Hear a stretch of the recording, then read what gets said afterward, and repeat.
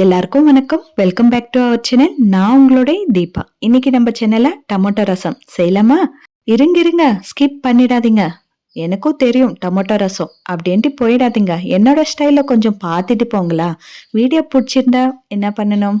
ஆமாங்க, லைக் பண்ணணும், சப்ஸ்கிரைப் பண்ணணும், பக்கத்துல பெல் ஐக்கானை பிரஸ் பண்ணி வச்சுக்கணும். முதல்ல நம்ம ப்ராசஸ்குள்ள போலாம். அதுக்கப்புறம் சப்ஸ்கிரைப் பண்ணிக்கலாம். ஃபர்ஸ்ட் ஒரு கடாய் எடுத்துக்கோங்க. தேவையான அளவுக்கு டொமேட்டோ முழுங்குற அளவுக்கு தண்ணி சேர்த்துக்கோங்க. டொமேட்டோ சின்னதா கட் பண்ணாலே போதுமா இருக்கும். ஆனா இப்ப எல்லாம் டொமேட்டோலாம் ஜீவராசிங்க எல்லாம் இருக்கு இல்லையா, பூச்சிங்க. அதனால ஃபுல்லா கட் பண்ணி ஒரு முறை செக் பண்ணிட்டு, இந்த மாதிரி நாலா கட் பண்ணி செக் பண்ணிட்டு அதுக்கப்புறம் சேர்த்துக்கோங்க. ஒரு 3 டொமேட்டோ போதுமா இருக்கும். எவ்வளோ டொமேட்டோ சேர்த்தாலும் கொஞ்சம் புளிப்பு சேர்த்தாதான் நல்லா இருக்கும். அதனால சின்ன சைஸு புளி சேர்த்துக்கோங்க. தேவையான அளவுக்கு உப்பு கூட சேர்த்துடுங்க. இது ஒரு 10 நிமிஷம் வரைக்கும் நல்லா கொதிக்க வச்சுக்கோங்க. அப்பதான் டொமேட்டோ மேல இருக்கிற ஸ்கின் எல்லாம் அவுட் ஆயிடும் இல்லையா. ஒரு சைடு ஃபுல்லா கொதிச்ச பிறகு இன்னொரு சைடு மாத்தி வச்சுட்டு, இன்னொரு சைடு ஸ்கின் எல்லாம் கூட அவுட் ஆகுற மாதிரி நல்லா கொதிக்க வச்சுக்கோங்க.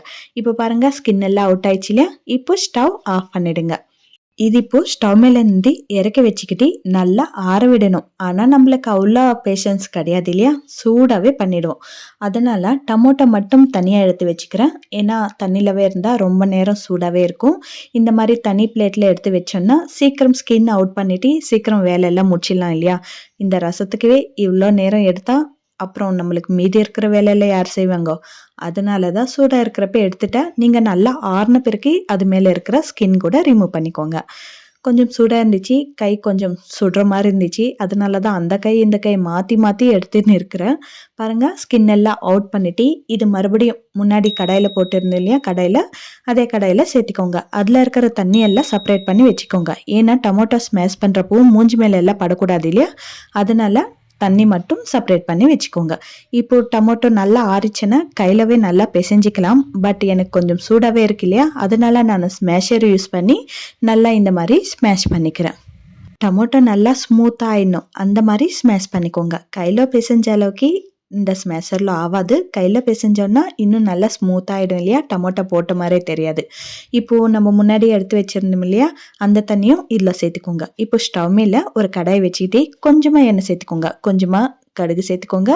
அதுக்கப்புறம் கொஞ்சமாக உளுத்தம் பருப்பு சேர்த்துக்கோங்க. அது கூடவே ஜீரகம் சேர்த்துக்கிட்டு எல்லாம் நல்லா ஃப்ரை ஆகி விடுங்க. அதுக்கப்புறம் கொஞ்சமா மஞ்சத்தூள் சேர்த்துக்கோங்க. அது கூடவே பெருங்காயம் தூளும் சேர்த்துக்கோங்க. ஒரு கால் டீஸ்பூன் போட்டுக்கோங்க, போதுமா இருக்கும். இது ரெண்டும் எண்ணெயில் சேர்த்த பிறகு இடிச்சு வச்ச பூண்டு ஒரு 4 பூண்டு போட்டுக்கோங்க. பூண்டு என்னங்க அவ்வளோ விலையாச்சு, எங்கள் ஊரில் 500 ரூபாய் கேஜி. உங்கள் ஊரில் எப்படி? சரி கமெண்ட் பண்ணிடுங்க. காஞ்ச மிளகா ஒரு 2 கிள்ளி போட்டுக்கோங்க. கருவேப்பிலையும் கொஞ்சம் சேர்த்துக்கோங்க. இது எல்லாமே எண்ணெயில் கொஞ்சம் வதக்கி வச்சுக்கோங்க. அதுக்கப்புறம் மெயினான இன்கிரீடியன்ட் ரசம் பவுடர் எப்படி செய்யணும்னு உங்களுக்கு தெரியுமா? அப்பன்னா விடுங்க. தெரியலன்னா மட்டும் மேல உங்களுக்கு ஒரு லிங்க் தெரியும் இல்லையா, அது கிளிக் பண்ணீங்கன்னா உங்களுக்கு ரசம் பொடி எப்படி செய்யணும்னு கூட வீடியோ நான் முன்னாடியே போட்டிருக்கிறேன். அந்த லிங்க் கிளிக் பண்ணீங்கன்னா உங்களுக்கு ரசம் பவுடர் ரெசிபி கூட வந்துடும். ஸோ நீங்க அதை கிளிக் பண்ணி பார்த்துடுங்க. ரசம் பொடி எல்லாம் எண்ணெயில ஒரு 2 நிமிஷம் ஃப்ரை ஆன பிறகு நம்ம முன்னாடியே டொமேட்டோ பியூரி எல்லாம் ரெடி பண்ணி வச்சிருக்கிறோம் இல்லையா, அது சேர்த்துக்கோங்க. அது கூடவே தேவையான அளவுக்கு தண்ணி சேர்த்துக்கோங்க. திக்கா இருந்தா ரசம் எல்லாம் நல்லா இருக்காது இல்லையா, கொஞ்சம் தண்ணியா இருந்தால் தான் ரசம் நல்லா இருக்கும். இது ஒரு முறை மிக்ஸ் பண்ணிட்டு ஒரு முறை உப்பு கரெக்டா இருக்கா இல்லையான்னு செக் பண்ணிக்கோங்க. ரசம் பொடி கூட ஒரு முறை செக் பண்ணிக்கோங்க. தேவைப்பட்டுச்சுன்னா இந்த ஸ்டேஜில் நீங்க போட்டுக்கலாம். உப்பு தேவைப்பட்டாலும் நீங்க இந்த ஸ்டேஜில் போட்டுக்கலாம். கருவேப்பிலை கொத்தமல்லி போட்டேன்னா இல்லையா, கொத்தமல்லி போடலை. ஏன்னா கொத்தமல்லி காலி ஆயிடுச்சே. கருவேப்பிலை போட்டேன் இல்லைங்களா, கொத்தமல்லி காலி ஆயிடுச்சு. நீங்கள் கொத்தமல்லி மட்டும் போட்டுக்கோங்க.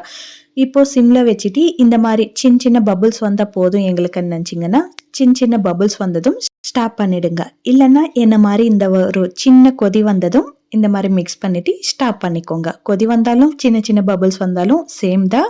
நான் ஒரு கொதி வந்த பிறகு ஸ்டவ் ஆஃப் பண்ணிக்கிறேன். அவ்வளோதான். ரொம்ப டேஸ்டியாக இருக்கக்கூடிய டொமேட்டோ ரசம் ரெடி ஆயிடுச்சு இல்லைங்களா. நீங்கள் எப்போ ட்ரை பண்ண போறீங்க? கண்டிப்பாக இன்னைக்கே ட்ரை பண்ணிட்டு எப்படி வந்துச்சுன்னு கமெண்ட்ல சொல்லிடுங்க. எவ்வளோ வெரைட்டிஸும் நம்ம சுற்றி இருந்தாலும் கடைசி வாய் ரசத்தில் சாப்பிட்டா அது ஒரு தனியான ருசி இல்லையா. எனக்கு ரொம்ப பிடிக்கும் கடைசியில் ரசத்தில் ஃபினிஷ் பண்ண. உங்களுக்கும் பிடிக்குமா? சரி, லைக் பண்ணிட்டு சப்ஸ்கிரைப் பண்ணுங்க.